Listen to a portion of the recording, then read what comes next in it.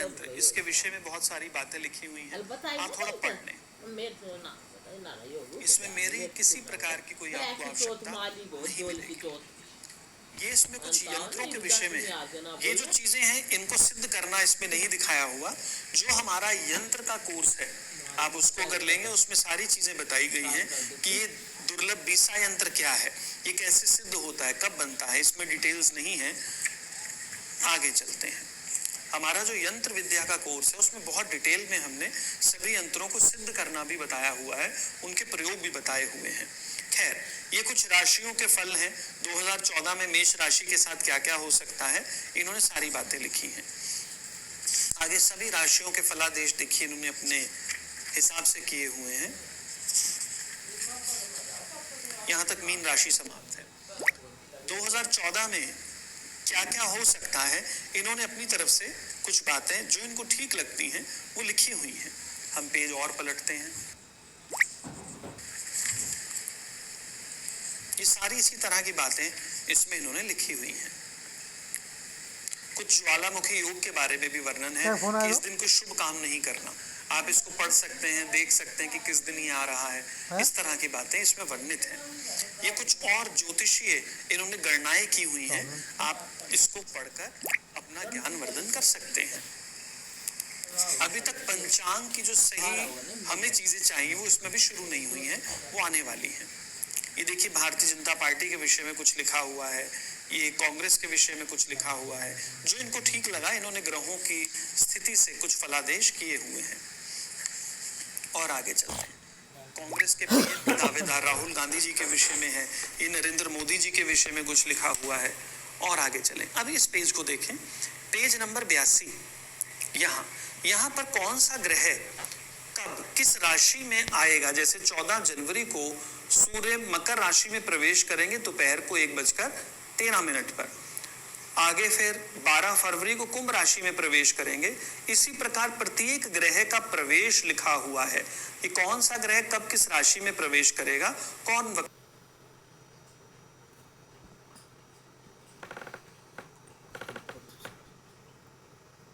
निर्णय। जैसे कई बार आप सुनते होंगे कि रक्षाबंधन इस डेट को मनाएं या इस डेट को मनाएं, तो इन्होंने उसके वर्णन सारे यहाँ दिए हुए हैं कि आप किस दिन को मनाएं। ये देखिए, अभी तक हम 88 पेज तक आ गए हैं और हमने इन सब चीजों को किया। इन्होंने कुछ प्रश्नोत्तरी भी की हुई है कि जैसे श्राद्ध के दिनों में गंडमूल शांति कराना चाहिए या नहीं कराना चाहिए। इस तरह की बहुत बातें, ज्ञानवर्धक बातें हर साल पंचांग में आती हैं। आप इनको पढ़कर अपना ज्ञान बढ़ा सकते हैं। अब ये चीजें शुरू होती हैं जिस पर हमने फोकस करना है, तो मैं आपको भी यही पढ़ाऊंगा। यही तो अभी 2 मिनट रुकें, रोक ले। ये देखिए, अब हम मेन पंचांग में पहुंच रहे हैं क्योंकि ये मेन है। यहां पर आप देखेंगे कि इस समय जो मेरे सामने पेज है, यहां पर ये सारा वर्णन घटी और पल के बीच में दिया हुआ है। हम लोग घटी पल का प्रयोग तो नहीं करते, तो हम पेज पलटते हैं। हमारी सुविधा के लिए पंचांग कर्ता ने घंटे और मिनटों के अंदर भी सारा सिस्टम लिखा हुआ है।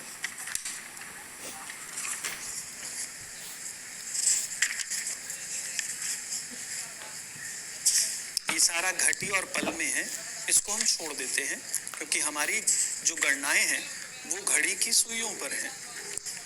आइए यहाँ आ जाते हैं। ये देखिए, ये जो पेज खुला, यहाँ पर सारी गणना घंटे और मिनटों में है।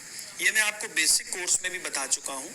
ये देखिए लिखा हुआ मार्च अप्रैल का है, ये 2014 का है, संवत 2071। यहाँ पर चैत्र शुक्ल पक्ष लिखा हुआ है, वैशाख कृष्ण पक्ष लिखा हुआ है, ये सामने है। और यहाँ पर मार्च 31 ये सारी डेट्स दी हुई हैं। ये देखिए, ये डेट्स हैं। इसके बाद ये तिथियां दी हुई हैं जो मैं आपको बात कर रहा था। उसके बाद वार लिखे हुए हैं कि कौन कौन से वार हैं, ये सारी चीजें हैं। यहाँ पर ये समाप्ति काल लिखे हुए हैं 22:25। अर्थात 31 मार्च को जो प्रथमा तिथि है वो रात के 10:25 पर समाप्त हो जाएगी। आगे एक नक्षत्र लिखा हुआ है, इस नक्षत्र का समाप्ति काल है रात के 12:10 27 मिनट पर। फिर एक योग है ये ऐंद्र नाम का, इसकी समाप्ति लिखी हुई है। चंद्रमा रात के 12:27 पर प्रवेश करेंगे मेष राशि में, ये सारी डिटेल्स लिखी हुई हैं। आगे देखिए, ये कुछ बातें कि ये संवत शुरू हो रहा है चैत्र का, वगैरह वगैरह, नवरात्रि शुरू। और आप देखें सूर्य उदय जम्मू, दिल्ली, चंडीगढ़, मुंबई में कितने बजे होगा, कितने बजे अस्त होगा, ये सारी डिटेल्स लिखी हुई हैं। तो मुझे पूरी तरह क्लियर है कि आप इसको अच्छी तरह देखना जानते हैं। इसी के अनुसार हमने सारा मुहूर्त निकालना है। यहाँ देखिए 15 तारीख को पूर्णिमा है, मंगलवार, 1:13 तक पूर्णिमा है, यानी सुबह जब हुई सूर्य उदय हुआ तो पूर्णिमा चल रही थी। चित्रा नक्षत्र है जो कि रात के 11:09 पर रहेगा। हर्ष नाम का योग है जो रात के 8:25 पर समाप्त होगा। चंद्रमा दिन के 11 बजे तुला राशि में प्रवेश करेंगे। इस दिन चैत्र पूर्णिमा है। श्री हनुमान जयंती है, दक्षिण भारत में मनाई जाएगी। आगे ई लिखा हुआ है, यानी कि कुछ छोटी मोटी बात इन्होंने यहाँ पर भी लिख दी होगी। ये पूरा पंचांग है, आपको ये देखना आना चाहिए। अगर आप इसको नहीं देख सकते तो मुहूर्त निकालने में आपको काफी कठिनाई होगी। इसको निकालिए, यानी इसको पढ़ें, डेली पढ़ेंगे, आपको अपने आप क्लियर होगा। मैं कुछ और पेज पलटता हूँ। ये देखिए, ये सारे पंचांग की डेट्स हैं, किस डेट पर क्या आ रहा है, ये सब बातें लिखी हुई हैं। और हम आगे चलते हैं। ये फिर कुछ चीजें शुरू हो गई। एक बुक का इन्होंने रेफरेंस दिया हुआ है। चंद्रमा किस नक्षत्र चरण में कब प्रवेश करेगा उसकी डिटेल्स दी हुई है। ये देखिए, कुछ गणित का सूत्र दिए हुए हैं कि ग्रह स्पष्ट करने के क्या तरीके हैं, पर ये हमारा अभी काम नहीं है। ये देखें, मध्यम राहु और स्पष्ट राहु। आप जानते हैं कि 2 प्रकार के राहु होते हैं, मध्यम और स्पष्ट। हम लोग जो गणना करते हैं वो स्पष्ट राहु से करते हैं और कई लोग मध्यम राहु से करते हैं। तो इसका अंतर भी यहाँ दिया हुआ है। ये क्या अंतर है एक बार मैं भी आपको बोलकर बताऊंगा, पर अभी नहीं, अभी हम इसको एक बार देखते हैं। ये कुछ गणित की बातें हैं कि आपने ग्रह स्पष्ट कैसे करना है। अभी हमारा इससे कोई लिंक नहीं है। आगे चलें। आपको याद होगा कि मैंने बेसिक कोर्स में बताया था कि किस प्रकार आप एक कुंडली के किसी भाव में ग्रहों को बिठाते हैं। ये ग्रहों के वो पेज हैं कि आप कैसे बिठाएंगे। जैसे यही उदाहरण देता हूं। 2 नवंबर 2014 को सूर्य 6 राशियां पार करके 15 अंश पार करके ये बैठा हुआ है। ये कला और विकला है, इसको छोड़ दें अभी। ये सारे ग्रहों का वर्णन मिल जाएगा आपको। ये देखिए, मध्यम राहु और स्पष्ट राहु, दोनों राहु का वर्णन भी यहाँ पर दिया हुआ है। चंद्र उदय कब होगा जलंधर में और अलग अलग जगहों पर, ये भी कुछ वर्णन है। अब हम आते हैं, देखिए यहाँ लिखा हुआ है विवाह के मुहूर्त। यहाँ पर कुछ मुहूर्त इन्होंने ऑलरेडी निकाले हुए हैं। मैं अभी इस पर आऊंगा आपके पास कि ये मुहूर्त किस तरीके से आपने बताने हैं, इसको समझेंगे और 2-4 चीजें भी बताऊंगा। लेकिन पहले मैं शुरू करता हूं। आपने अभी इसी में देखा होगा कि कुछ योग बहुत पहले दिए हुए थे। वो योग क्या थे कि सर्वार्थ सिद्धि योग, वो सब क्या है उसके ऊपर हम आते हैं। वो मेरे से पेज शायद मुझे मिल नहीं पा रहा, एक बार देखते हैं हम। मुझे मिल नहीं रहा, इसी में है, अभी आपने पढ़ा है। तो आपने देखा होगा कि हमने अभी पढ़ा कि ये पंचांग क्या है, इसमें डेट्स वगैरह कैसे हैं, हर डेट पर पूर्णमासी या चतुर्थी देखना, उसके बाद वो तिथि कब समाप्त होगी, नक्षत्र कब समाप्त होगा, वो टाइम दिया हुआ है। ये चीजें आपको बार बार देखने से, प्रैक्टिस से ही आएंगी। दिन का लगन निर्धारण करना, वो तो बेसिक में ही आप देख चुके हैं। और कौन सा ग्रह आपने कुंडली के किस भाव में बिठाना है वो भी आप सीख चुके हैं बेसिक के अंदर। इसमें अब मैं आपको लेके चलता हूं कि ये जो योग है, सर्वार्थ सिद्धि योग, अमृत सिद्धि योग, गुरु पुष्य योग, ये सब क्या है, इनको हम कंप्लीट कर लें, फिर हम सीधा विवाह के मुहूर्त पर चलते हैं। देखिए, जैसे कोई ज्योतिषाचार्य जो ज्यादा नॉलेज नहीं रखता, उसके पास कोई व्यक्ति आता है और वो कहता है कि मुझे आप कोई मुहूर्त निकालें कि इस दिन मैं एक काम करना चाहता हूं, तो आप बताएं क्या शुभ रहेगा, या कोई आप इस दिन का कुछ समय बता दीजिए कि मुझे किस समय करना है। तो उसके लिए कुछ लोग चौघड़िया का प्रयोग करते हैं। चौधड़िया को चौघड़िया कहते हैं। आइए, चौघड़िया मुहूर्त, इसको देखें। मैं चाहूंगा कि इसको हम सिर्फ इसको ही ले लें एक बार स्क्रीन पर। ये क्या है? देखिए, रविवार, सोमवार, मंगल, बुध, वीर, शुक्र, शनि, ये सूर्य उदय से सूर्य अस्त तक के समय को 8 भागों में बांटा गया है। जैसे रविवार को सुबह सूर्य अस्त मान लेते हैं, सुबह सूर्य उदय जो है मान लेते हैं 6 बजे हुआ, और सूर्य अस्त शाम के 6 बजे होता है मान लेते हैं। तो इस पूरे 12 घंटे को हम 8 भागों में बांटेंगे। पहला हिस्सा ये उद्वेग कहलाएगा, दूसरा चर, फिर लाभ, अमृत, काल, शुभ, रोग और उद्वेग, ये लिखा हुआ है। फिर सोमवार को इस प्रकार हम बांट लेंगे। अब मान लें एक व्यक्ति कहता है कि मैं वीरवार को सुबह सुबह कोई काम करना चाहता हूँ, और पंडित जी ने कहा कि ठीक है, मैं आपका चौघड़िया मुहूर्त निकाल देता हूँ। वीरवार को सुबह 6 से 7:30 बजे तक का जो समय है वो शुभ नाम का चौघड़िया है, इसमें कर लो। व्यक्ति कर लेगा काम, वो कहेगा जी बहुत अच्छे। यहाँ देखें हम, अमृत, चर, लाभ और शुभ नाम का चौघड़िया जो होता है वो शुभ होता है। ये मैंने आपको दिन के चौघड़िए गिनवाए। इसके प्रयोग मैं या ज्यादातर लोग तो नहीं करते, लेकिन आपको इसके विषय में पता होना चाहिए। इसी प्रकार आपको मैं आगे दिखाता हूं।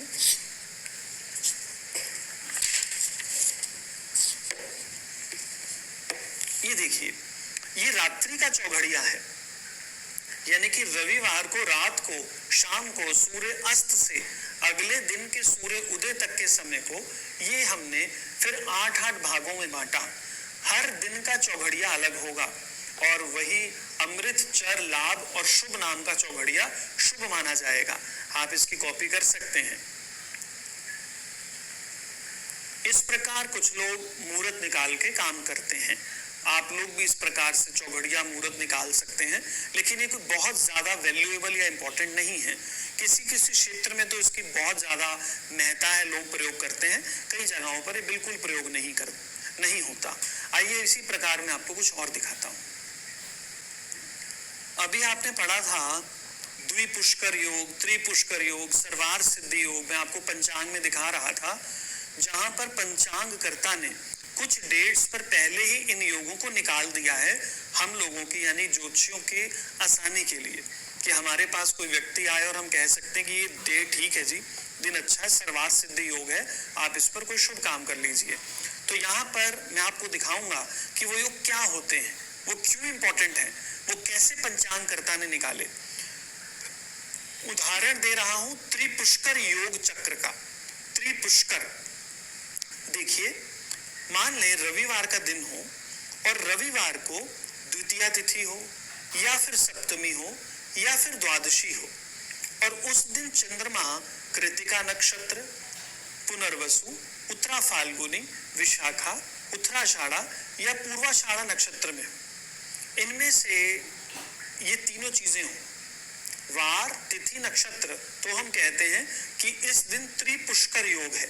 इसी प्रकार मंगलवार के दिन द्वितीया तिथि हो या फिर सप्तमी हो या द्वादशी आ जाए, और चंद्रमा कृतिका, पुनर्वसु, उत्तरा फाल्गुनी, विशाखा, उत्तराषाढ़ा या फिर पूर्वा भाद्रपद पर भ्रमण कर रहा हो, तो हम कहते हैं त्रिपुष्कर योग है। ऐसे यहाँ पर शनिवार का दिया हुआ है। अर्थात वार, तिथि और नक्षत्र जब इस प्रकार आ जाते हैं तो हम कहते हैं कि त्रिपुष्कर योग है। इस दिन किया हुआ काम शुभ रहेगा। तो ये कब कब आते हैं पूरे वर्ष के अंदर, पंचांग कर्ता ने उसकी एक समरी बना दी है कि इस दिन आ रहे हैं, तो ज्योतिषाचार्य उस दिन को देखते हैं और सामने वाले को कहते हैं कि ये दिन बहुत अच्छा है, इस पर आपको शुभ कार्य कर लीजिए।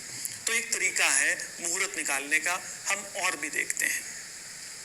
आइए अब मैं आपको द्विपुष्कर योग के विषय में बताऊंगा। यहां पर देखें,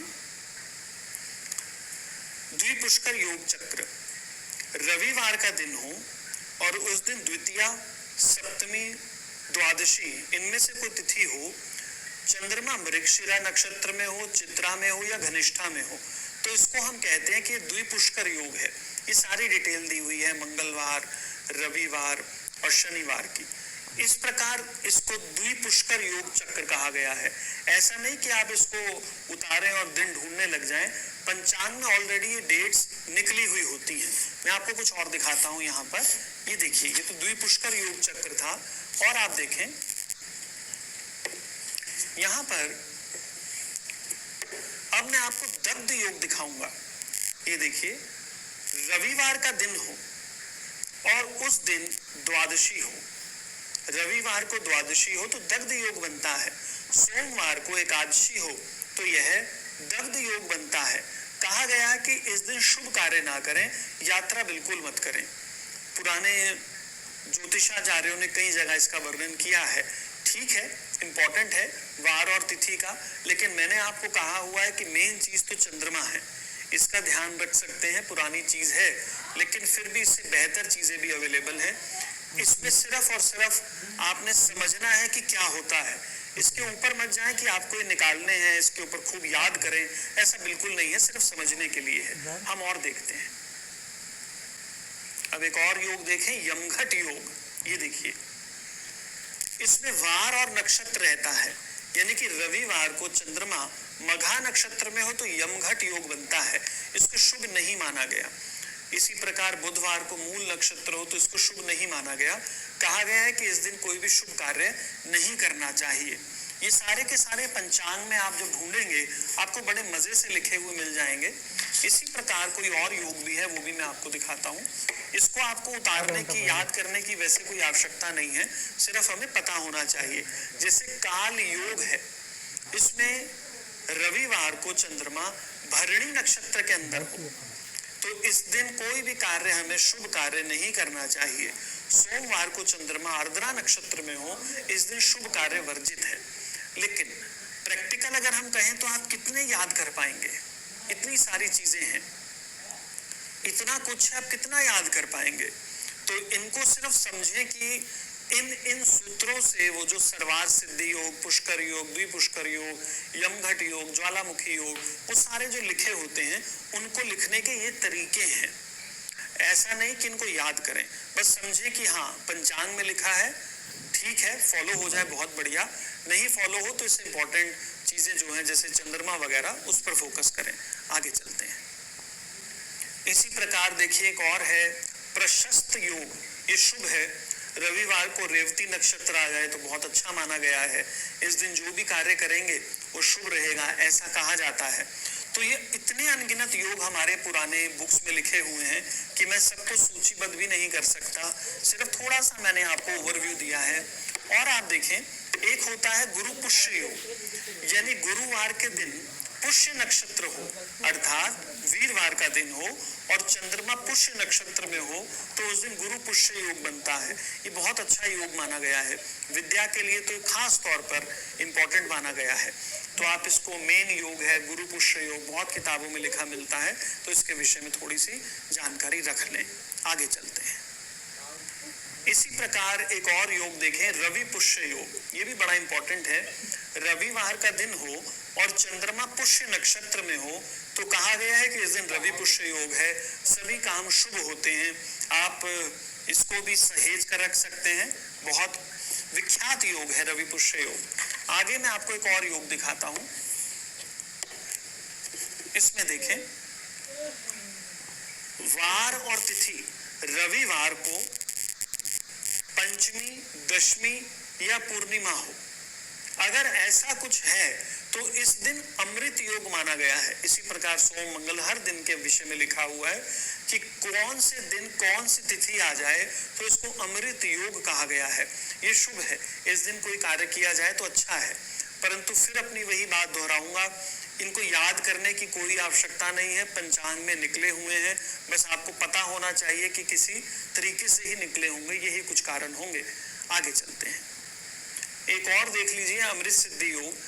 इसमें कहा गया है रविवार को हस्त नक्षत्र हो तो अमृत सिद्धि योग बनता है, सोमवार को चंद्रमा मृगशिरा नक्षत्र में हो तो अमृत सिद्धि योग बनता है। इस प्रकार ये सारी बातें दी हुई हैं, आप इसको चाहे उतारना तो उतार सकते हैं। वैसे आप यदि कोई मुहूर्त की पुस्तक, कोई भी पुस्तक खरीदते हैं, उसमें सारी बातें लिखी हुई हैं, लेकिन मेरा फर्ज है थोड़ा सा आपको क्लैरिफाई करना, तो वो मैं इसको कर रहा हूं। एक और चीज देखें, अभी पंचांग में आप जब देख रहे थे तो वो ये था सिद्धि योग। रविवार को तृतीया हो, अष्टमी हो या त्रयोदशी हो तो उसको हम कहते हैं सिद्धि योग है। इस दिन किया हुआ कार्य सफल रहता है, ऐसा कहा गया है। यानी कि कोई भी व्यक्ति आपसे जब मुहूर्त निकलवाने आए तो आप कह सकते हैं कि बुधवार को द्वितीया है और इसको सिद्धि योग कहा गया है। ऑलरेडी पंचांग में निकलाए हैं, आपने सिर्फ पढ़ना है और कह देना है। ये बहुत साधारण किस्म के मुहूर्त हैं, इनका प्रयोग लगभग मैं या लगभग ज्योतिषी तो नहीं करते, लेकिन फिर भी जो लोग करते हैं आपको पता होना चाहिए कि वो क्या कर रहे हैं। आगे चलते हैं, एक आगे और देखें। ये सर्वार्थ सिद्धि योग है जो भी हम पंचांग में देख रहे थे कि रविवार का दिन हो और चंद्रमा हस्त नक्षत्र, मूल, उत्तरा फाल्गुनी, उत्तराषाढ़ा, उत्तरा भाद्रपद, पुष्य या अश्विनी नक्षत्र में हो। ये सारे दिनों के विषय में लिखा हुआ है कि ये दिन हो और चंद्रमा इनमें से किसी नक्षत्र में हो तो इसको हम सर्वार्थ सिद्धि योग कहते हैं। ये ऑलरेडी पंचांग में निकलाए हैं। आपने देखा होगा कि पंचांग में ऑलरेडी किस डेट को सर्वार्थ सिद्धि योग आ रहा है, उसका प्रारंभ और समाप्ति लिखा हुआ है। तो आप अपने पास आने वाले व्यक्ति को मुहूर्त के लिए ये दिन सुझा सकते हैं कि आप इस दिन करें, इस दिन किया हुआ काम शुभ रहेगा। तो ये एक मुहूर्त निकलाए हैं, साधारण मुहूर्त हैं। आगे एक और चीज देखते हैं इसी में, देखिए ये देखिए, ये एक होरा चक्र है। होरा चक्र, इसको मैं चाहूंगा कि थोड़ा और गहराई से आप फोकस कर लें। उतारना चाहें उतार लें, प्रयोग तो नहीं होगा लेकिन पता होना आपको चाहिए। होरा चक्र क्लियर करता हूं कि क्या है। देखिए 24 घंटे होते हैं, ये सारे दिए हुए हैं 24 होरा। रविवार को जब सूर्योदय हुआ तो वहां से पहली होरा शुरू होती है। रविवार को पहली घंटा या पहली होरा ये रविवार की यानी कि सूर्य की ही रहेगी। दूसरा घंटा शुक्र का है, तीसरा घंटा बुध का है, चौथा घंटा चंद्र का है, अगला घंटा शनि का है, फिर गुरु है, फिर मंगल है, फिर स्वयं, फिर दोबारा से सूर्य है, फिर शुक्र है। ये हर घंटे के विषय में दिया हुआ है, हर रोज का इसमें दिया हुआ है कि शनिवार को पहली होरा किसकी है, अर्थात जब सूर्य उदय हुआ वहां से 1 घंटे तक का जो समय है वो पहले उसी ग्रह का आता है जिसका वार होता है। तो इससे हम क्या करते हैं, मेरी तरफ देखें, इससे हम क्या करते हैं। जैसे मान लीजिए कोई व्यक्ति आपको कह रहा हो कि आज तो रविवार है और मैंने आज शनि का नीलम डालना है, नीलम, अब मैं आज ही डालना है जी। वैसे तो शनि का नीलम जो है ये शनिवार को डालना चाहिए, लेकिन मेरे पास अंगूठी है, मैं कल डालना भूल गया, आज रविवार है और मुझे आज ही डालना है। अब मैं कब डालूं? आप उसको सलाह देंगे अगली बार डाल लें, अगले शनिवार। वो कहेगा नहीं मुझे आज ही डालना है, आप बताइए। तो आप रविवार में जो शनि की होरा आएगी उसमें शनि का नीलम डालने की सलाह दे सकते हैं। इस प्रकार हम इस होरा चक्र का प्रयोग करते हैं। मान लेते हैं कोई व्यक्ति कहे कि मैं आज अपनी धर्मपत्नी से मिलने जाना चाहता हूं और वो बड़े दिन से रूठ के गई हुई है, तो जाना तो शुक्रवार को चाहिए क्योंकि सौम्य दिन है, पर आज रविवार है और आज ही जाना पड़ेगा। तो कोई ऐसा समय बताएं। तो पंडित जी क्या करेंगे, शुक्र की होरा ढूंढ लेंगे, आज ये कितने बजे आ रही है, उसमें कह सकते हैं कि आप इस समय जाइए तो आपको फायदा रहेगा। ये मुहूर्त निकालने का एक साधारण तरीका है, ये बहुत इंपॉर्टेंट नहीं है, लेकिन फिर भी जो ज्यादा गहराई से ज्योतिष नहीं कर पाते उनके लिए आसान तरीके हैं। इसका प्रयोग मैं तो नहीं करता, फिर भी आगे पढ़ते हैं। देखिए जब हम मुहूर्त निकालेंगे कि जमीन को कब खोदना है, अर्थात नींव पूजन किस दिन करना है, कंस्ट्रक्शन शुरू करनी है तो नींव पूजन कब करना है, तो उसके लिए हमें भूशयन का बहुत ध्यान रखना पड़ता है कि भूमि की सुप्त अवस्था क्या है। इसको जांचने के लिए एक ही पेज है, आप इसको जरा जूम में ले लें, उतारना चाहें तो उतार लें, इसको रिकॉर्ड में रख सकते हैं। मैं आपको समझा भी देता हूं। जैसे मान लें सूर्य नक्षत्र से चंद्र नक्षत्र इतनी दूरी पर हो तो भूशयन माना जाता है। इसको सरल तरीके से लिखा गया है कि यदि मान ले कि सूर्य अश्विनी नक्षत्र में है, मान लेते हैं सूर्य अश्विनी नक्षत्र में है और चंद्रमा उसी दिन मृगशिरा में हो, पुनर्वसु में हो, आश्लेषा में हो, उत्तरा फाल्गुनी में हो, मूल में हो, उत्तरा भाद्रपद में हो। अर्थात मान लेते हैं कि हम एक दिन का विषय में बात कर रहे हैं कि 15 अप्रैल, उदाहरण लेते हैं 15 अप्रैल की बात कर रहे हैं कि 15 अप्रैल को क्या हम जमीन खोद दें नींव पूजन के लिए, और हमने देखा कि सूर्य जो है उस दिन अश्विनी नक्षत्र में है, तो चंद्रमा क्या जो मैंने अभी आपको नक्षत्र बताए उनमें से किसी में तो नहीं है। अगर है तो समझ जाएं कि आज इस दिन भूमि सुप्त अवस्था में है, भूशयन है, तो आज हम भूमि का पूजन नहीं करेंगे, जमीन को नहीं खोदेंगे। ये एक तरीका है जांचने का, भूमि की सुप्त अवस्था को जांचने का। यह नींव खोदने के समय पर, नींव पूजन के समय पर बहुत इंपॉर्टेंट है। आगे एक और चीज दिखाता हूं, इसी के पेज के मैंने बैक पे लिखा हुआ है, जब भी नींव पूजन होता है उस समय एक राहु के मुख को भी देखा जाता है। इसको समझते हैं कि ये क्या है, इसको जांच लें। नींव खोदने के लिए कुछ दिशा निर्देश दिए गए हैं। आप ऐसा समझें, यहां देखें सूर्य की स्थिति, जब सूर्य सिंह राशि, कन्या राशि या तुला राशि में होगा तो कहा जाता है कि धरती में जो सांप देवता है, नाग देवता, इनका मुख जो होता है वो ईशान में होता है, और हमें आग्नेय दिशा के अंदर हमें हमेशा नींव खोदनी चाहिए। ये कुछ तरीके बताए गए हैं, आगे समझें। जब सूर्य वृश्चिक, धनु या मकर राशि में होंगे तो कहा जाता है कि सांप का, जो धरती में सांप देवता है, उनका मुख जो है वायव्य दिशा में है, तो हमें ईशान की तरफ से जमीन को खोदना चाहिए। इसको एक बार आप अच्छी तरह फोटो ले लें, फिर मैं इसकी क्लियरिटी करके आपको बताऊंगा कि ये क्या है। आइए मेरी तरफ देखें। अब मैं आपको कुछ मुहूर्त निकालने दिखाता हूं। शुरू करेंगे हम जमीन के खोदने से कि कब जमीन खोदनी है, कब जमीन खरीदनी है, तो आपको एकदम क्लियरिटी होगी कि राहु का मुख कैसे देखना है, भूशयन कैसे देखना है। और अब जो हम प्रॉपर मुहूर्त निकालेंगे ये विशेष मुहूर्त होंगे। थोड़ा सा पंचांग दिखा देता हूं कि कुछ लोग पंचांग देखकर ही एकदम मुहूर्त निकाल देते हैं। जो पंचांग में निकली निकलाई डेट्स होती हैं उनको देखकर ही कह देते हैं कि इस डेट पर कर लीजिए, वो भी एक तरीका है, चलता तरीका।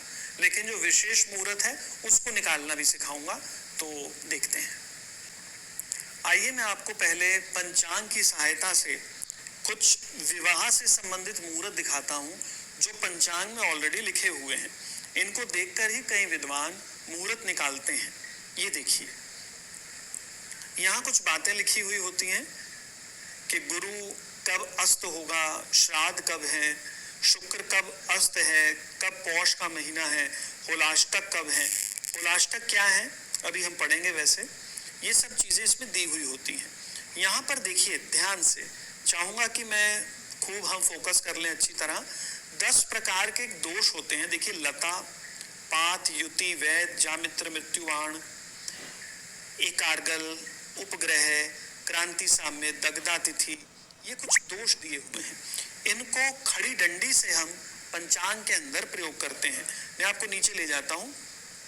यहाँ देखें, जैसे 15 अप्रैल है, इस दिन चैत्र की पूर्णिमा है, मंगलवार है, और सूर्य उस दिन दूसरे नंबर पर यानी दूसरे दिन में प्रवेश कर रहा है विशाख नाम के महीने के अंदर। आगे चलते हैं, ये यहाँ पे दिया हुआ है स्वाति नक्षत्र, मेष में सूर्य हैं और चंद्रमा तुला राशि में है। आगे जो मैं आपको 10 दोष बता रहा हूं ये लिखे हुए हैं। देखिए एस लिखा हुआ है, एस और मां, अर्थात एस का मतलब है दोष और मंगल का दोष है। आगे एक डंडी लिखी है अर्थात ठीक है, फिर एक डंडी लिखी है फिर ठीक है। अर्थात इन खड़ी डंडियों से, ये देखिए यहाँ आपको ज्यादा क्लियर होगा, हम इन खड़ी डंडियों से 10 प्रकार के जो दोष हैं उनको देखते हैं। एक डंडी 2, 3, 4, 5, 6, 7, 8 और ये 2 एस लिखे हुए हैं। अर्थात 10 में से 8 चीजें तो ठीक हैं और 2 एस लिखे हैं अर्थात दोष हैं। तो एक दोष कौन सा है? शुक्र ग्रह का, इसके विषय में दोष नहीं लिखा हुआ।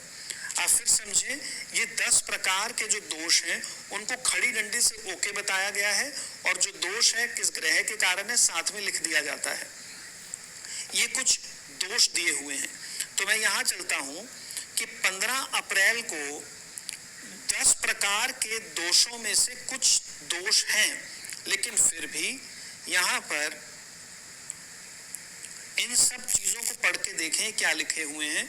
मैं इतना अच्छा पढ़ नहीं पा रहा, मुझे ऐसे करना पड़ेगा। ये कह रहे हैं गुरु का दान करना पड़ेगा, और ये दान वगैरह करके, रात का लगन है, गुरु का दान, चंद्र का दान वगैरह करके, मंगल का दान करके आप 15 तारीख को अप्रैल को इस दिन विवाह कर सकते हैं। तो यहाँ पर 15 तारीख का मुहूर्त इन्होंने निकाला हुआ है। मेरी तरफ देखें, अर्थात 10 प्रकार के दोष हैं। मैं आपको बोर्ड पे भी करके दिखाऊंगा। वैसे मैंने नाम लिया आपको लता वगैरह वगैरह वगैरह, तो 10 प्रकार के टेस्ट हैं। 1 2 3 4 5 6 7 8 9 10। मान लेते हैं पहला टेस्ट ठीक है तो कहेंगे 1, दूसरा भी ठीक है 1, तीसरे में दोष है तो S, चौथे में दोष है तो S। क्या दोष है लिख देते हैं जी, मंगल ग्रह का कोई दोष है या किसी नक्षत्र का दोष है, आगे कोई दोष नहीं है, तो ये S ठीक है। ये जो दोष है, ये जो लतादि दोष है, ये क्या होते हैं? जैसे मान ले चंद्रमा मेष राशि पर है या चंद्रमा अश्विनी नक्षत्र पे है, तो यहाँ से सूर्य किसी अन्य नक्षत्र पे है, तो वो जो दूरी है उसको देखते हुए कोई दोष बन जाता है। तो पुराने शास्त्रों में इस प्रकार के बहुत सारे दोषों का वर्णन है। अगर उन दोषों को हम पढ़ने लग जाएं तो हमारा दिमाग आउट हो जाएगा, लेकिन पंचांग कर्ता हमारी सुविधा के लिए इन दोषों को लिख देते हैं और साथ में डेट लिख देते हैं कि हाँ इस डेट पर विवाह संभव है, लेकिन इन चीजों का दान करवा दें। साथ में दान की वस्तुएं भी लिखी होती हैं। तो इससे ज्यादा इसके अंदर कुछ नहीं है। आप फिर मेरी तरफ पंचांग में देखें, जैसे ये 15 तारीख दिखी हुई है 15 अप्रैल, इसका मुहूर्त है, कुछ साथ में दान है वो करवा सकते हैं। 16 अप्रैल को है, 17 को इन्होंने छोड़ दिया है, उस दिन शायद कोई भी दिन नहीं निकल के आ रहा इनके मुताबिक। 18 तारीख को मुहूर्त दिया है, 19 को दिया है, 20, 21, 22, ये देखिए डेट्स दी हुई हैं। 24 तारीख के बाद इन्होंने कोई भी डेट नहीं दी। ये पंचांग कर्ता ने अपनी समझ से इसको बनाया हुआ है। ये देखें आप, हर महीने की कुछ इस प्रकार डेट्स निकाल दी जाती हैं कि किस दिन आप विवाह कर सकते हैं। यहाँ पर सारी डेट्स निकली हुई हैं। कुछ ज्योतिषाचार्य इन डेट्स को देखते हैं और सामने वाले उपायों को देखते हैं और विवाह की डेट निकाल देते हैं। ये मैं आपको विवाह का दिखा रहा हूँ, ये सारा दिया हुआ है विवाह। इसको छोड़ दें, ये भी एक तरीका है, इसको छोड़ दें, इतना यूज नहीं होता। यहाँ पर मुंडन की डेट निकालनी है, मुंडन का मुहूर्त, ये डेट्स निकाल दी है। नीव ग्रह आरंभ का मुहूर्त डेट्स निकाली हुई हैं। कुछ लोग इन्हीं डेट्स को पढ़कर सारा का सारा मुहूर्त निकाल देते हैं। ये देखिए, दुकान व्यवसाय शुरू करने के मुहूर्त 19 मई, ये आगे सारा दिया हुआ है कि इस दिन कर सकते हैं। आप इनकी सहायता से भी डेट्स निकाल सकते हैं। चुनाव में खड़े होने का मुहूर्त, ये कई चीजें दी हुई हैं, इससे ज्यादा इसमें नहीं है, इसको छोड़ दें। तो आप देखें कि पंचांग में लगभग जो मुहूर्त है वो निकाले हुए हैं, तो लोग इन्हीं मुहूर्त को पढ़कर घोषणा कर देते हैं। ये सबसे आसान तरीका है। दुकान का मुहूर्त, विवाह का मुहूर्त, मुंडन का मुहूर्त, नामकरण का मुहूर्त, और आप सोचें किसी भी ऐसी चीज, जमीन खरीदने का मुहूर्त, ये सारे जो मुहूर्त हैं ऑलरेडी इसमें दिए हुए हैं। आसान काम है कि देखकर आप डेट बता दें, छुट्टी। लेकिन जो विशेष चीजें हैं जो हमने करनी है वो मैंने आपको अभी बताना है। तो वो हम शुरू करेंगे अभी यहाँ से कि जमीन खरीदने से या फिर नींव पूजन से, वहां से शुरू करते हैं। आइए अब हम आगे चलते हैं। जैसे किसी व्यक्ति ने, मान लीजिए, भूमि खरीदना हो, अब मैं आपको विशेष प्रॉपर मुहूर्त बता रहा हूं जो विशेष लोगों के लिए या ज्योतिष के सभी नियमों को ध्यान में रखकर बनाए गए हैं। जितना अभी हमने पढ़ा ये साधारण है। आपको इसके विषय में कोई चिंता करने की जरूरत नहीं। मैंने आपको पंचांग के कई पेज पलट कर दिखाया, बहुत इंपॉर्टेंट चीजें तो हैं, लेकिन ऐसी नहीं कि उसके बिना आपकी गाड़ी ना चलती हो। मेन आपको डेट्स देखनी आनी चाहिए, वो आपको पता है कौन सा दिन पूर्णिमा का है, किस दिन ग्रह कौन सी राशि में है, ये आपको सब पता है, आप देख सकते हैं। कुछ मुहूर्त निकलाए हैं, जैसे विवाह का, दुकान खोलने का, वो भी मैंने आपको दिखाया। अगर आप ज्यादा डिटेल में नहीं जाना चाहते तो उनसे ही काम चला सकते हैं। अब मैं आपको बताऊंगा कि विशेष मुहूर्त कैसे निकालने हैं। उसके लिए हम सोचते हैं कि कोई व्यक्ति हमारे पास आया और उसने कहा कि मैं एक जमीन खरीदना चाहता हूँ, भूमि। तो पंडित जी आप कोई अच्छा सा मुहूर्त निकालिए कि किस दिन मैं जमीन को खरीदूं। अब आप क्या करेंगे, आप उससे पूछेंगे कि आप किस महीने में जमीन खरीदना चाहते हैं। वो कहेगा कि मैं मई में खरीदना चाहता हूँ, मान लेते हैं उसने कहा। तो आप उसकी सबसे पहले जन्म कुंडली देखें। आप देखें कि क्या इस व्यक्ति पर कोई ऐसी बुरी दुर्घटना की या कोई नुकसान की दशाएं तो नहीं चल रही कि ये व्यक्ति कहीं कोई जमीन खरीद रहा हो, कोई उलझने वाला हो। अगर चल रहा है तो उसको आगे के लिए भेज दें कि अभी समय उपयुक्त नहीं है। अगर आपको सब चीजें ठीक लग रही हैं तो अब आप क्या करेंगे। मई का महीना उसने कहा है, अब आप क्या करेंगे। सबसे पहले आप ये देखेंगे कि मई के अंदर बृहस्पति उदय है। बृहस्पति जो पंचांग में मुहूर्त निकलाए हैं वो ऑलरेडी बृहस्पति वगैरह का विचार कर चुके होते हैं, तभी वो लिखे गए हैं।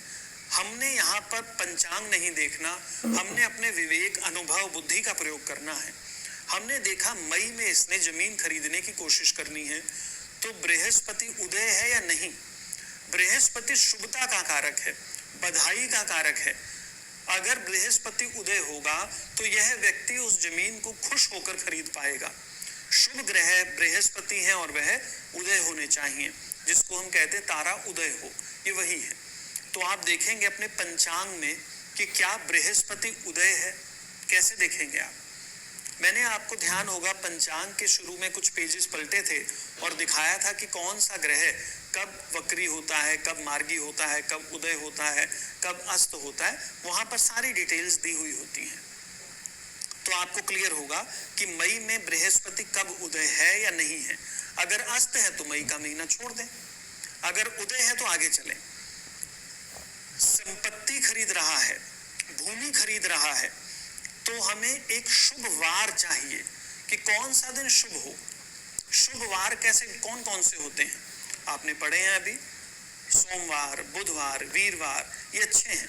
शुक्रवार भी अच्छा है, ये सारे वार अच्छे माने गए हैं। अब आप देखेंगे कि पूर्णिमा के पास का दिन हो, अर्थात चंद्रमा पूर्णमासी अपनी पूर्णमासी पर हो या उसके आसपास कहीं हो, तो आप कह सकते हैं बढ़िया। और आसपास में भी यदि आपने पूर्णा तिथि लेनी है तो ज्यादा अच्छा है, जया तिथि लेनी है तो ज्यादा अच्छा है। वो आप पढ़ चुके हैं कि पूर्णा तिथि कौन सी है, जया तिथि कौन सी है, अभी मैंने आपको पढ़ाया। तो आप देख सकते हैं कि हम चंद्रमा को भी डिसाइड कर रहे हैं, हमने महीना भी डिसाइड किया, हमने बृहस्पति को भी देखा। अब हमने कहा कि सब कुछ दिन ठीक आ रहा है, हमने दिन का चयन कर लिया कि महीना भी अच्छा है, उस दिन उस महीने बृहस्पति उदय है और चंद्रमा पूर्णमासी के पास के दिनों में है और रिक्ता तिथि में नहीं है, जया तिथि या पूर्णा तिथि में है। और अगर उस दिन जो नक्षत्र है वो भी शुभ ग्रह का है तो बहुत अच्छी बात है। जो योग है मैंने आपको बताए उसमें भी शुभ योग है तो बहुत अच्छी बात है। करण भी शुभ है तो बहुत अच्छी बात है। ये आपको कहाँ दिखेंगे, ये अभी मैं आपको तिथि दिखा रहा था कि देखिए जैसे 15 मई है तो उसके साथ में तिथि लिखी हुई है, तिथि की समाप्ति लिखी हुई है, फिर नक्षत्र का नाम लिखा हुआ है, नक्षत्र का समापन लिखा हुआ है, फिर योग लिखा हुआ है, उसका समापन लिखा हुआ है। वो आपने सारा पेज देखा था पंचांग के अंदर। अभी हम निकाल के देखते हैं फिर, तो तब आप कहेंगे कि हाँ ये दिन 4-5 दिन ठीक है, आप एक तरफ कागज पर लिख लेंगे। अब मेन काम क्या करेंगे, आप इस व्यक्ति की कुंडली को देखेंगे। ये कुंडली कहाँ है, ये इसकी कुंडली है, मान लेते हैं इसकी जन्म कुंडली है। तो आप देखेंगे कि जो दिन आपने निकाला उस दिन या जो दिन आपने निकाले उन दिनों में चंद्रमा का गोचर इस व्यक्ति के छठे, 8वें या 12वें स्थान पर नहीं होना चाहिए। चंद्रमा का गोचर इस व्यक्ति की कुंडली के छठे, 8वें या 12वें स्थान पर नहीं होना चाहिए। जिस दिन ये काम इसने करना है उस दिन चंद्रमा वृश्चिक राशि अर्थात नीच राशि में नहीं होना चाहिए। अगर है तो कोई और दिन देख ले, आसपास का कोई और दिन देख ले, तो आप वो 4-5 दिन निकाल के इसको दे दें कि ये दिन ठीक लग रहे हैं, आप कर लो, इस दिन पे कर लो और वो ठीक रहेगा। अब ये व्यक्ति कह सकता है कि मैं किस नाम से लूं जमीन, वो मैं आपको पहले एक बार बता चुका हूं कि हमने किसी लड़ाई झगड़े में इसको नहीं डलवा देना। अब मान लीजिए इसके पिताजी या माताजी अभी जीवित हों, घर बैठे हों, ये लड़का खुद आया है, अपनी वाइफ के साथ आया है और इसने कहा जी पंडित जी ने कहा है मैं अपने नाम से ले लूं, तो माता पिता कहेंगे भी हम भी तो बैठे हैं।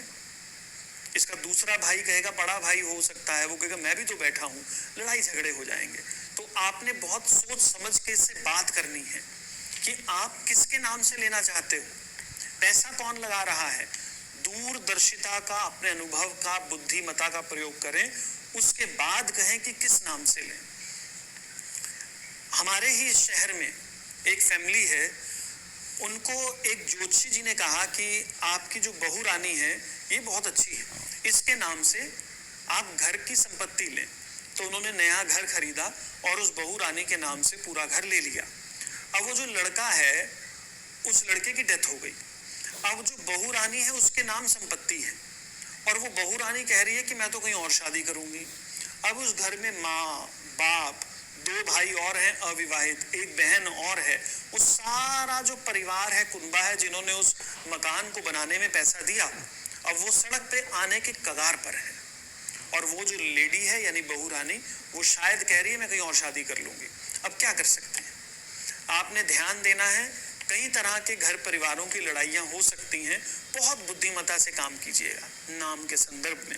तो ये मैंने आपको बताया कि जमीन खरीदने का क्या तरीका है।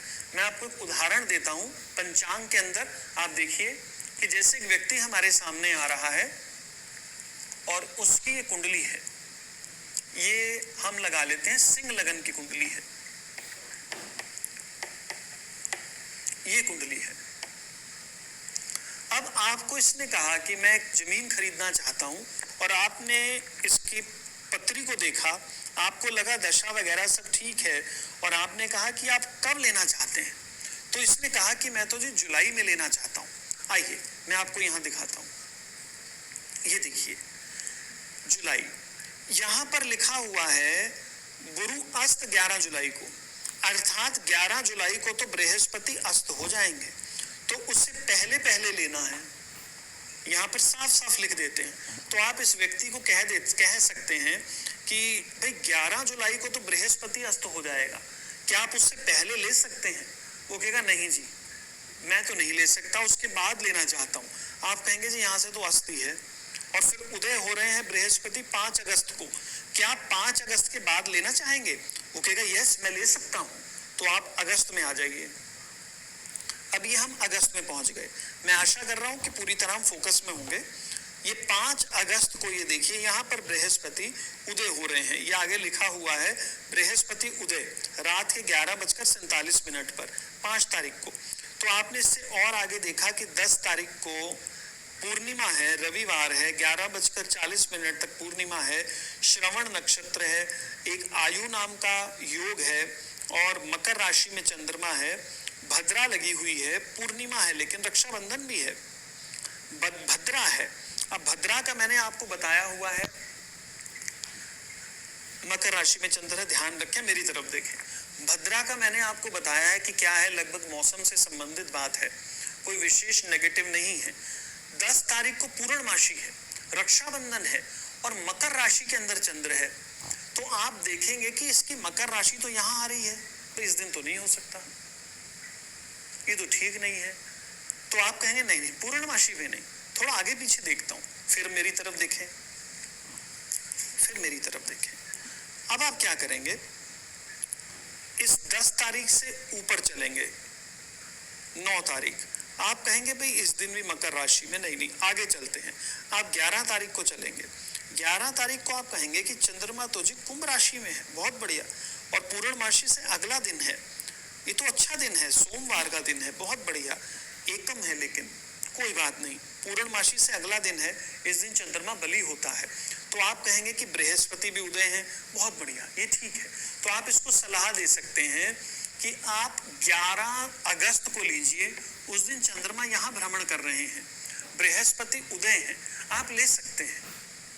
वो कहेगा जी ठीक है जी, मैं ले लेता हूँ, मैं संपत्ति खरीद लेता हूँ। अब वो अगली बात पूछ सकता है कि मैं संपत्ति की रजिस्ट्री कितने बजे करवाऊं, या जो पैसा मैंने देना है कितने बजे देना है, समय का निर्धारण। अब ये बहुत इंपॉर्टेंट है, देखिए ध्यान से समझें। कुछ लगन होते हैं, जैसे इसको रफ कर देता हूं,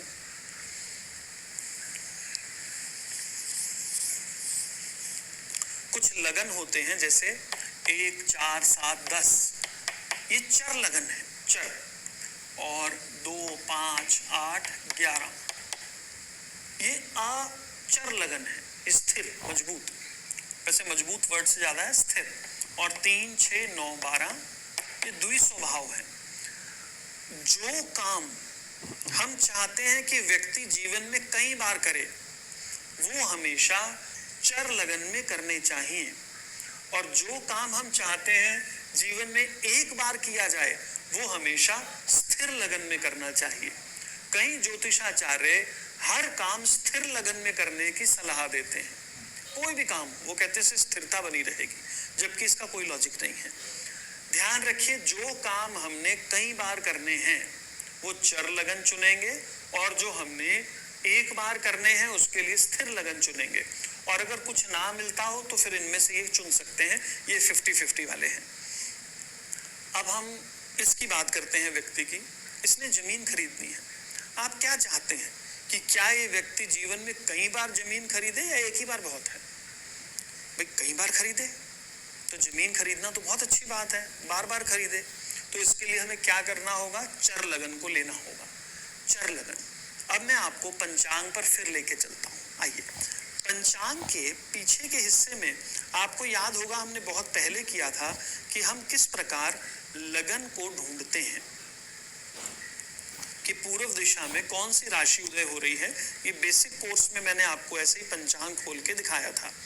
तो देखिए अगस्त का महीना मैंने ढूंढ लिया कि जिस महीने के अंदर इस व्यक्ति को हमने जमीन खरीदने की सलाह दी है, यहाँ डेट्स लिखी हुई हैं, हम 11 तारीख पर आ जाएंगे।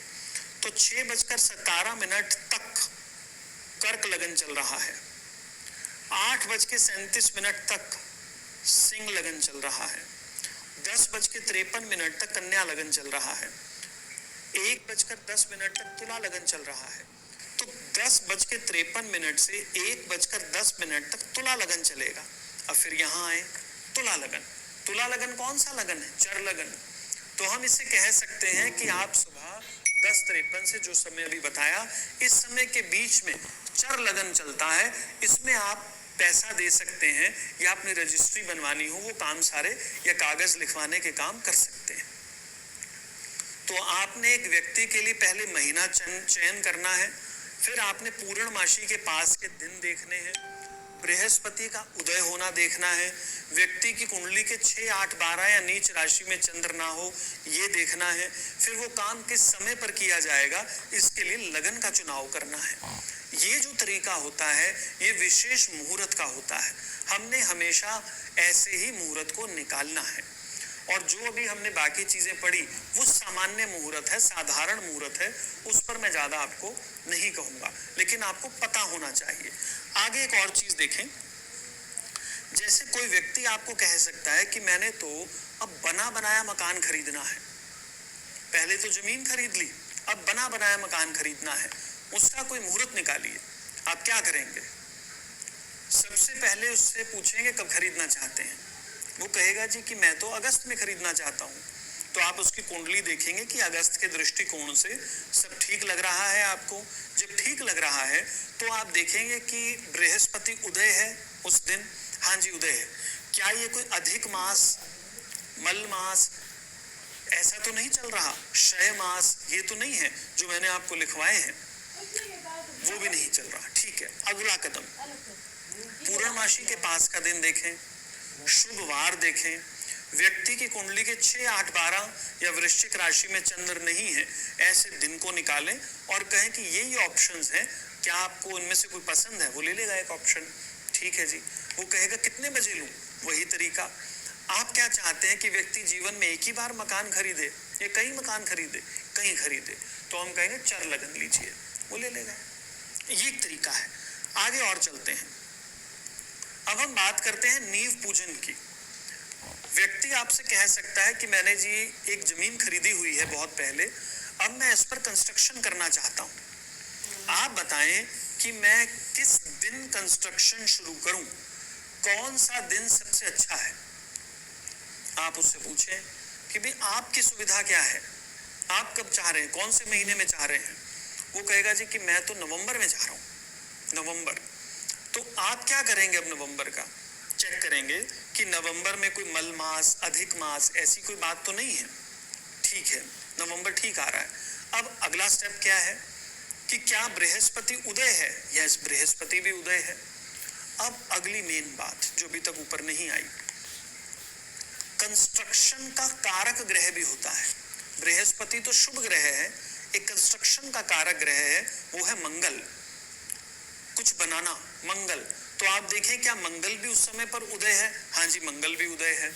अब अगला स्टेप क्या लेंगे आप देखेंगे पूर्णमासी के पास का चंद्र, इस व्यक्ति की कुंडली के 6, 8, 12 या वृश्चिक राशि में चंद्र ना हो, इन सब चीजों को देखेंगे और कुछ डेट्स निकाल लेंगे।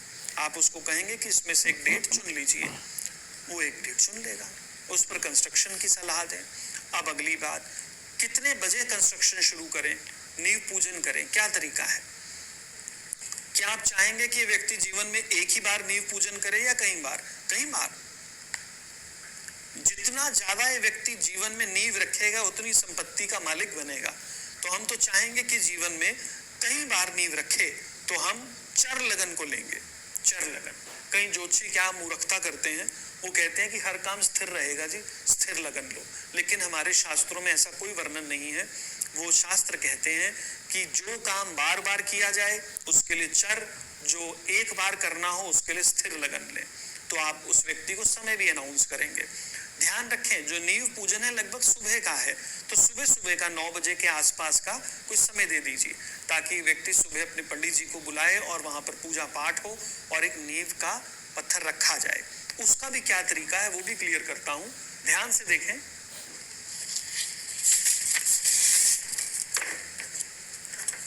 यहां पर आइए, मैंने आपको अभी ये दिखाया था, एक चार्ट दिखाया था, ये देखिए। आपको याद होगा कि मेरी अभी आपसे बात हुई थी कि ये एक चार्ट है राहु चक्र का, इसके अनुसार हमें राहु के मुख का ध्यान रखना पड़ता है।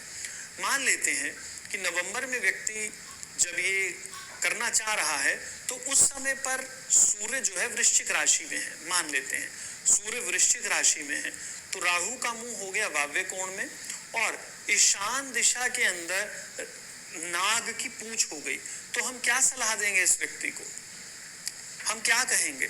हम कहेंगे कि जो आपका प्लॉट है वहां पर जहां ईशान दिशा है वहां पर आपने नींव पूजन करना है। आप अपने वहां किसी अच्छे ब्राह्मण को बुलाएं और वहां पर नींव खुदवाएं और वहां पर अंदर कुछ सामान रखा जाता है। हर क्षेत्र के अंदर, हरियाणा में अंबाला की तरफ विधान कुछ है, हरियाणा में ही राजस्थान की तरफ हिसार की तरफ कुछ और है, पंजाब में कोई और तरीका है, दिल्ली कोई और तरीका है।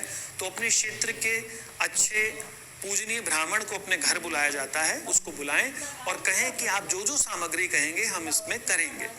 दिशा हमने बताई इसी नियम से, वो ब्राह्मण भी इसी नियम से दिशा निकालते हैं कि ईशान के अंदर पूजन होगा। ईशान के अंदर जो जो चीजें जमीन में दबाने वाली हैं वो रखी जाती हैं। देसी घी का दीपक जलता है, नारियल दबाया जाता है, कुछ लोग वहाँ कछुआ रखते हैं, कुछ चांदी के सांप और सांपिन रखते हैं, ये सब जमीन में दबा दिए जाते हैं और वो नींव पूजन हो जाता है। ये है नींव पूजन।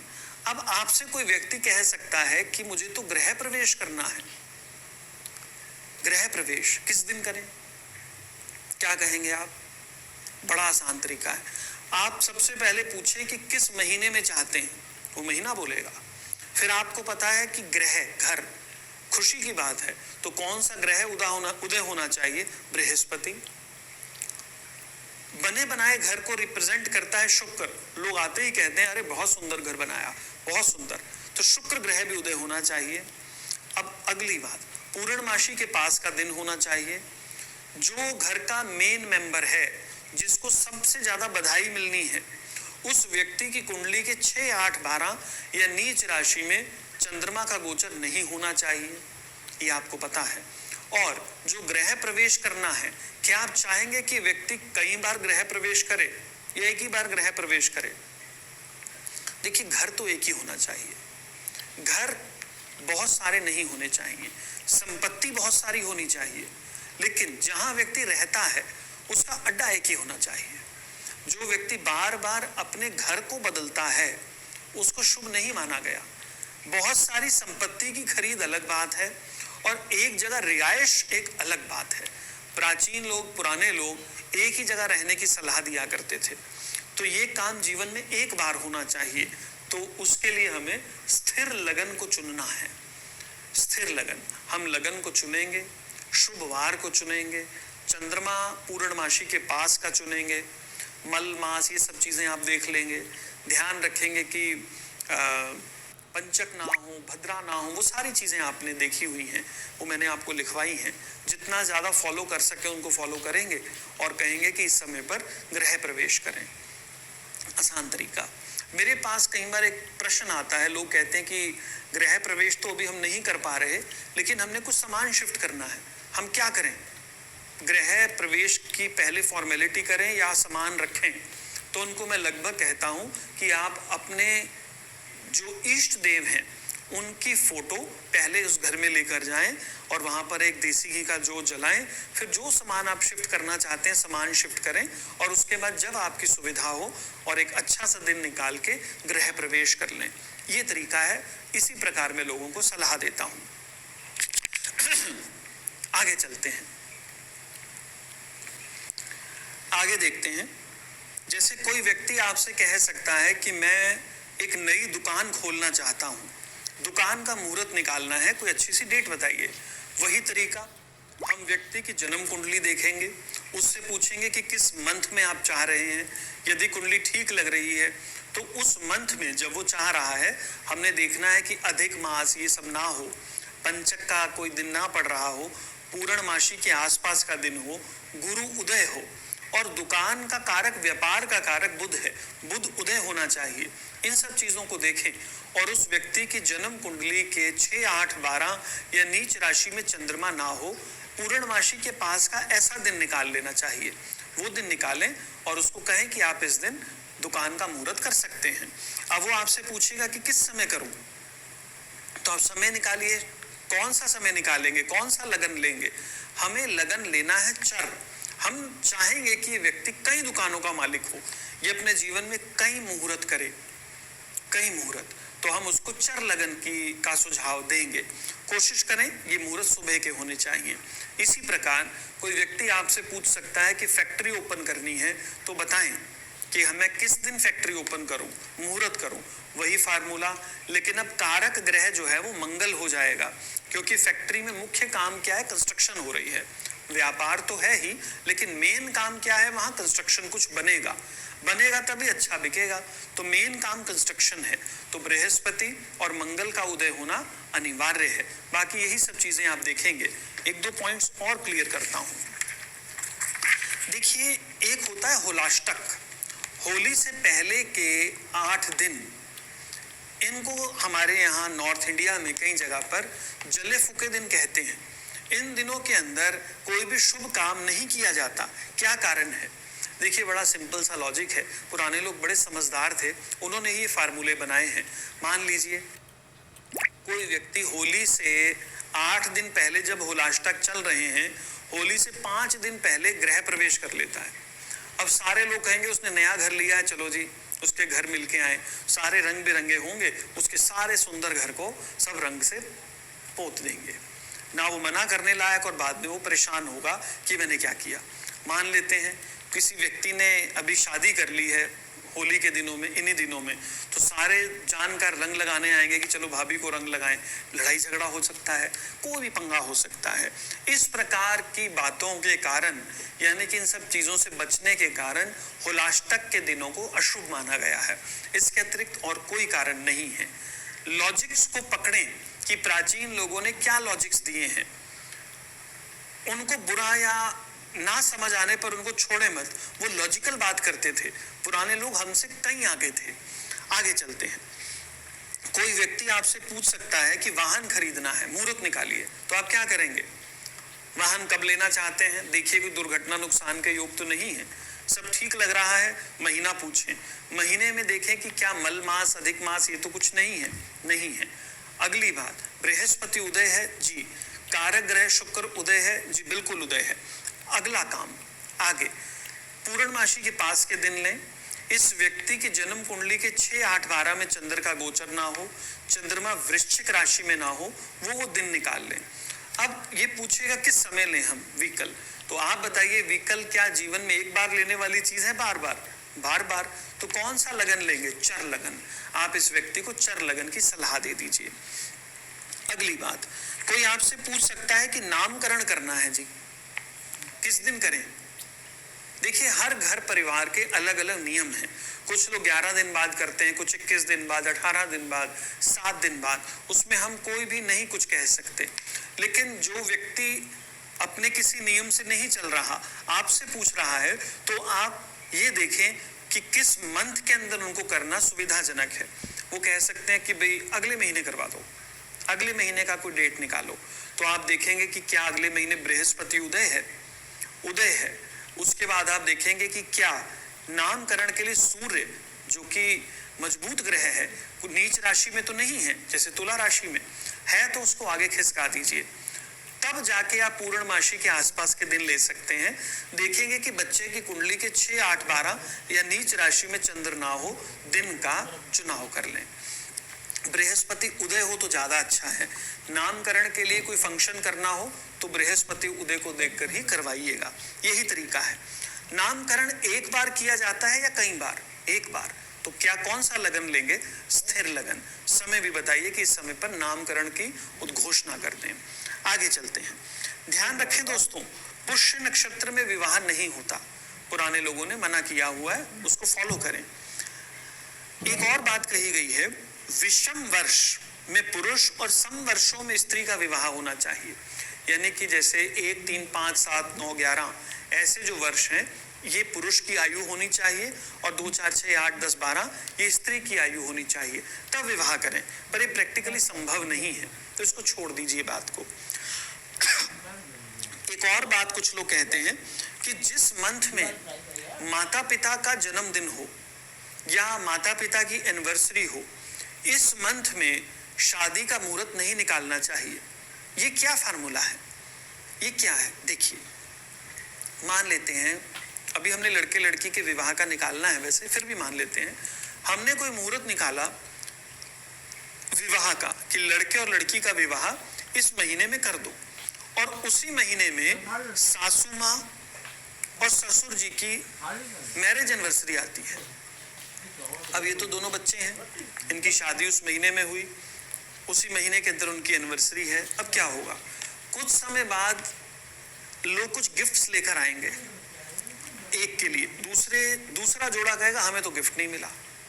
घर के अंदर ही विरोध भाव शुरू हो सकते हैं, या फिर दोनों में से, सास ससुर में से जब कोई एक चला जाएगा तो ये अपनी उस मंथ की एनिवर्सरी मनाने के अंदर हिचकेंगे।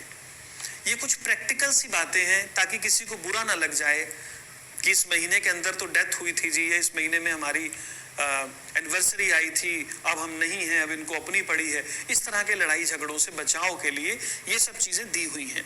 मानना चाहें आप मान सकते हैं, ना मानना चाहें ना माने, इसमें कोई खास लॉजिक नहीं है। अगली बात, ज्येष्ठ लड़का, ज्येष्ठ लड़की और ज्येष्ठ का महीना, ये तीनों नहीं होने चाहिए। 2 चल जाएंगे, 1 हो तो बहुत ही बढ़िया, यानी कि लड़का अपने घर में बड़ा हो लड़की भी अपने घर में बड़ी हो और ज्येष्ठ ही महीना हो, तो तीनों एक साथ नहीं होने चाहिए। ज्येष्ठ के महीने में दोनों की शादी मत करें, ऐसा विधान है, ऐसा कहा गया है। और एक बात देखें, धनु राशि और मीन राशि पर जब सूर्य गोचर करते हैं तब भी विवाह की डेट्स नहीं निकाली जाती। आगे देखें,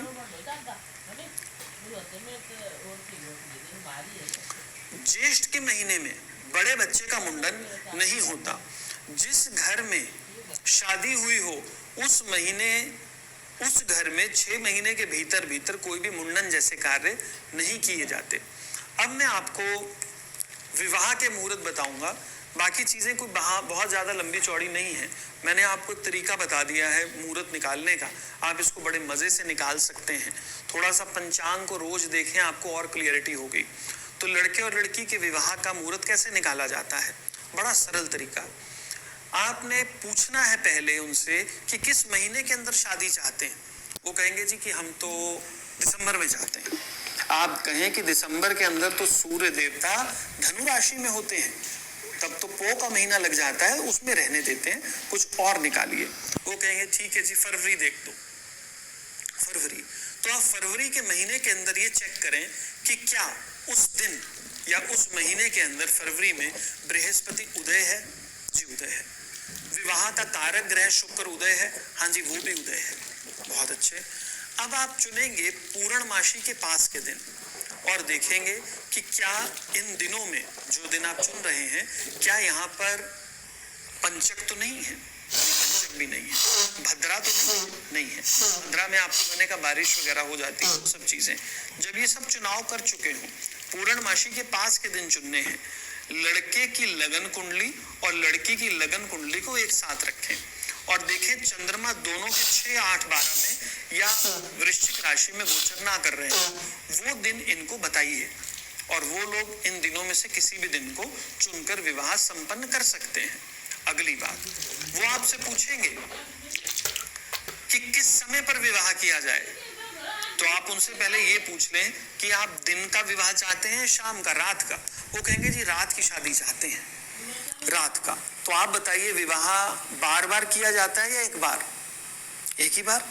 तो एक बार के लिए हमें कौन सा लगन लेना है? स्थिर लगन। तो आप रात को समझें कि लोग खाना खाते हैं, फिर थोड़ा वो फोटो वगैरह का सेशन होता है, उसके बाद ही वो फ्री होकर पूजा की वेदी पर बैठ जाते हैं। तो ये टाइम लगभग 12 बजे के आसपास का, लगभग 11:30, 12, 12:30 इसके बीच का है। तो आप उनसे पूछ सकते हैं कि ये टाइम के बाद या इसके आसपास का ही समय निकालेंगे, तो वहां चुनिए, देखिए उसके आसपास कि कब स्थिर लगन आ रहा है। जो स्थिर लगन 12 आए, 12:30 आए, 1 बजे आए, आप उनको बता दीजिए। फिर वो आगे पूछ सकते हैं कि लड़की को विदा करने का समय बताइए। लोग आपको छोड़ेंगे नहीं, बहुत बातें पूछेंगे, तो आप उनको फिर विदा करने का समय बताइए। विदाई कब होती है? सुबह सुबह। विदाई एक ही बार होती है, 4-5 बार होती है? एक ही बार होती है। तो आप बताएं कि स्थिर लगन में विदाई करें, यानी कि सुबह का स्थिर लगन छोड़ें, बताएं उनको। फिर वो पूछेंगे आपसे कि लड़की को घर में लाने का समय कौन सा है। अब इसके लिए कोई नया दिन तो नहीं आप ढूंढ सकते कि भाई इस महीने नहीं या इस हफ्ते नहीं, अगले हफ्ते ले आए लड़की को घर। नहीं, वो तो फ्लो चल रहा है कि विदा हुआ, पूछे कि कब पहुंच जाएगी लड़की अपने द्वारे। वो कहेंगे जी 3 घंटे में पहुंचेगी। तो देखिए कि 3 घंटे के बाद कौन सा स्थिर लगन आ रहा है, वो आप बताइए उनको, वो प्रवेश करेंगे। ये सब चीजें हैं। तो ये सारी बातें मैंने आपको बताई कि किस प्रकार आपने मुहूर्त निकालना है। इसमें एक चीज रहती है, वो है त्रिबल शुद्धि। वो भी मैं आपको क्लियर कर देता हूं। त्रिबल बहुत इंपॉर्टेंट नहीं है, लेकिन आपको इसके विषय में पता होना चाहिए। मैं यहीं पर इसको लगा देता हूं। ये देखिए, इसको आप जूम करके देख लें।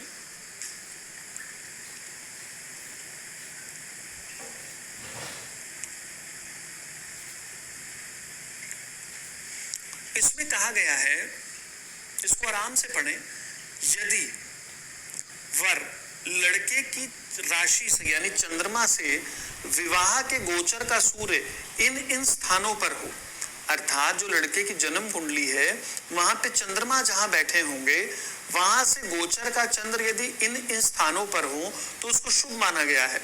इन स्थानों पर हो तो थोड़ा सा अशुभ है, इन स्थानों पर हो तो अशुभ है। अर्थात हमें छोड़ देना है, उस समय पर विवाह नहीं करना चाहिए।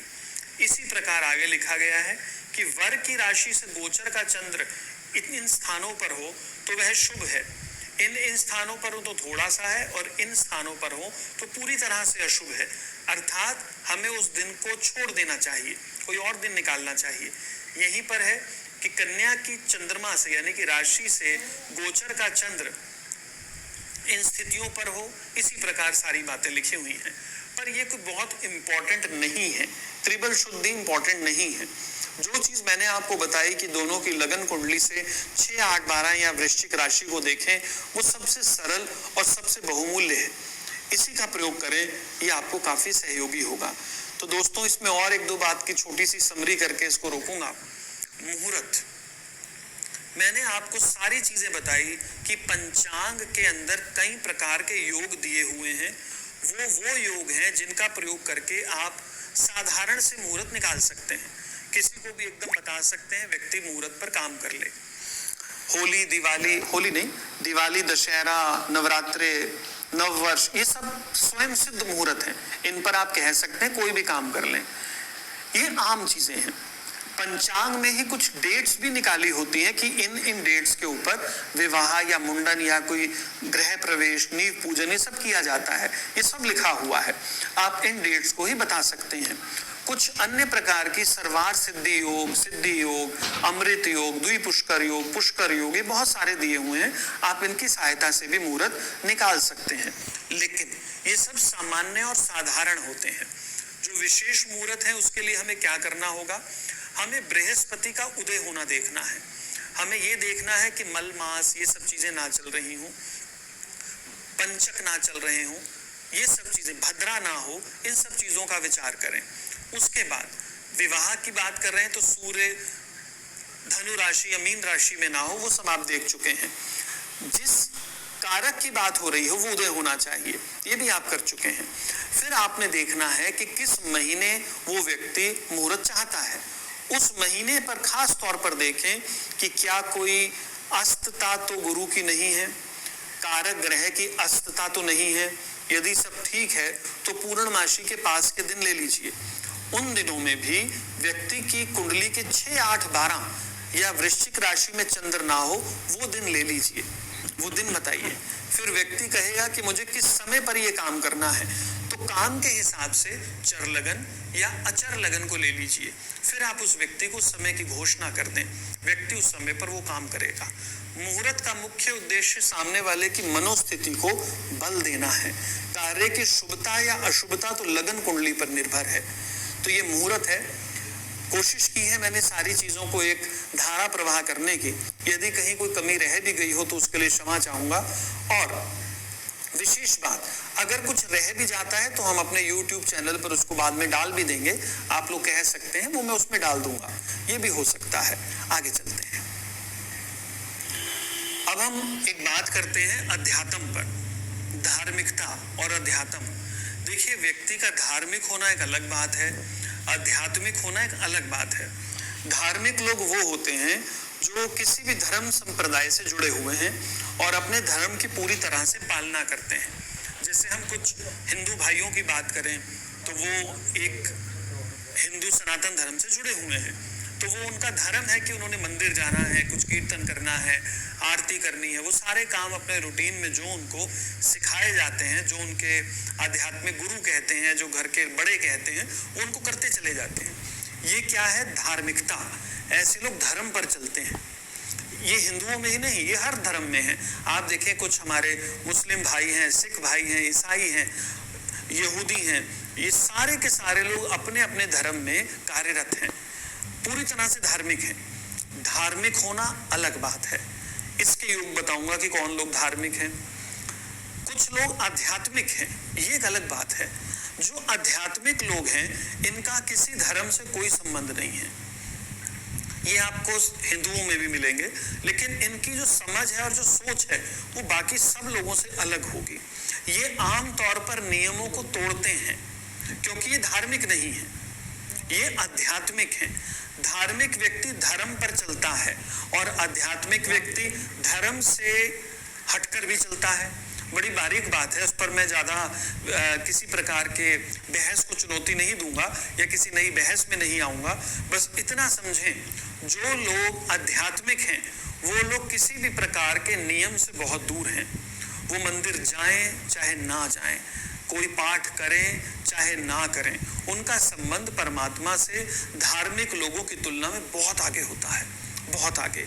और वो लोग जब एक लेवल पे पहुंच जाते हैं तो उनके लिए मंदिर जाना, ये सब चीज़ें, या कोई मंत्र जाप करना, कोई जाप करना, कुछ और करना, ये सब बाहरी चीज़ें रह जाती हैं। आप लोग जानते हैं कि मंदिर जाना या कोई भी मस्जिद जाना, गुरुद्वारे जाना, चर्च जाना, ये सारे के सारे कुछ बहाने हैं स्वयं को परमात्मा से जोड़ने के लिए। और ये वही लोगों के बहाने हैं या वही लोगों के एक सहारे हैं जो कि धार्मिक हैं, या अभी धार्मिक पूरी तरह से हुए नहीं है, हो रहे हैं। और जो आध्यात्मिक व्यक्ति है वो इन सब क्लासेस को पार कर चुका होता है। तो पहले मैं आपको यहाँ धार्मिक होने के योग बताता हूँ। देखिए, केंद्र त्रिकोण उसके बली होने चाहिए, बढ़िया। तो ऐसे लोग अच्छे धार्मिक होते हैं। गुरु केंद्र या त्रिकोण में शुभ अवस्था में हो, यदि 6, 8, 12 में गुरु है तो वहां पर वो उच्च का या स्वग्रही होना चाहिए, बली होना चाहिए। चंद्रमा खूब बली होने चाहिए। अगली बात, बली चंद्र पर गुरु का प्रभाव हो तो बहुत अच्छी बात है, अच्छी बात है, होना चाहिए। नहीं भी होता तो भी कोई बात नहीं, लेकिन हो तो और अच्छी बात है। D20 में भी यही योग होने चाहिए। अब ये लोग कौन है? यह योग है धार्मिक होने के। जैसे मैं एक अपने मित्र को जानता हूँ, बचपन से मेरा मित्र है, हम छोटे छोटे थे, वो तब से सोमवार मंडे को भगवान शिव को जल अर्पित करता ही करता है। वो कर रहा है, 20 साल 30 साल हो गए उसको जल अर्पित करते हुए, और उसने कभी कोई छुट्टी नहीं की, और वो कर रहा है और वो आगे भी करेगा। उससे अगर मैं पूछूं कि आपका संबंध परमात्मा से कहां तक बना, शायद वो इन बातों में नहीं जाना चाहता, उसको कोई मतलब नहीं है। वो चाहता है कि वो मंदिर जाए, जल चढ़ाए, और वो प्रार्थना करता है, जब छोटा था, कि मुझे स्कूल में पास करा दो जी। अब वो प्रार्थना करता है कि मेरे व्यापार को बढ़ा दो जी। वो इस लेवल तक है और बहुत सात्विक है, धार्मिक है, इससे ज्यादा नहीं। आध्यात्मिक होना एक अलग बात है। अब मैं चलता हूं इससे आगे। यह है योग तो हो, इसके बाद राहु, ध्यान रखिएगा, आध्यात्मिकता का कारक है राहु। राहु शुभ होकर केंद्र या त्रिकोण में हो, मैं क्या कह रहा हूं, ये चीजें तो होनी चाहिए। धार्मिक होगा तभी तो व्यक्ति आध्यात्मिक होगा, तो ये चीजें तो हों। और राहु शुभ होकर केंद्र या त्रिकोण में हो और गुरु से प्रभावित हो, ये बात मेरी ध्यान रखें। धार्मिक तो हो, आध्यात्मिकता के लिए राहु शुभ होकर केंद्र या त्रिकोण में हो और गुरु से प्रभावित हो। आपने गुरु चंडाल योग सुना होगा, लोग इसे बड़ा बुरा मानते हैं, क्योंकि ये लोग आम तौर पर लगते हैं कि धर्म से हटकर हैं। ये लोग अपने गुरु के साथ भी बहुत ज्यादा समर्पण के भाव नहीं रखते, तर्क करते हैं, बहस करते हैं। अगर यह गुरु चंडाल योग बुरी अवस्था में है तो ऐसे लोग अपने गुरु का अपमान तक कर जाते हैं, पुरानी बातों का अपमान तक कर जाते हैं। लेकिन यदि गुरु चंडाल योग ही शुभ अवस्था में है तो इस जैसा कोई आध्यात्मिक योग हो ही नहीं सकता। ये बहुत आगे का योग है, आगे समझें। अब मेन बात करता हूं, ध्यान रखिए, किसी व्यक्ति का आध्यात्मिक होना या धार्मिक होना पूरी तरह से कुंडली पर निर्भर भी नहीं है। यह वैसे एक स्वतंत्र कर्म है, तभी सबको कहा गया है कि आप पूजा पाठ करो, आप परमात्मा का ध्यान करो, यानी कि इसमें कर सकते हैं हम, ऐसा तो कहा गया है। लेकिन जो पिछले जन्मों से तैयार होकर आए हुए हैं उन लोगों की कुंडली में आपको यह योग लगभग मिल जाएंगे। आइए मैं आपको एक एग्जांपल देता हूँ।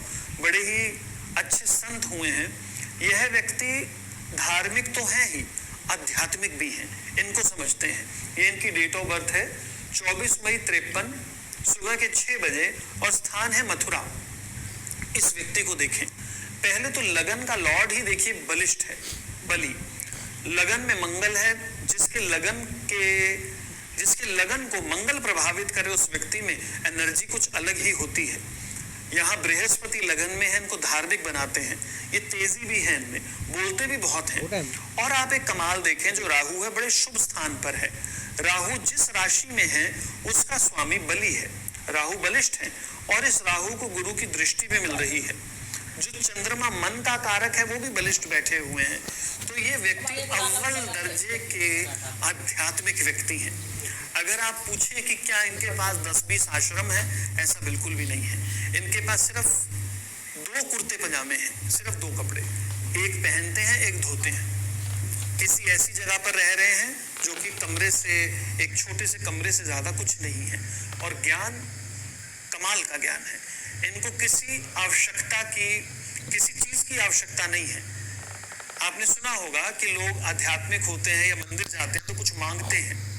एक वो लोग होते हैं उनको कुछ चाहिए नहीं, वो सिर्फ मिलने जाते हैं, उनको याद बुलाती है परमात्मा की। तो ये कुछ इस तरह की कैटेगरी के अंदर है।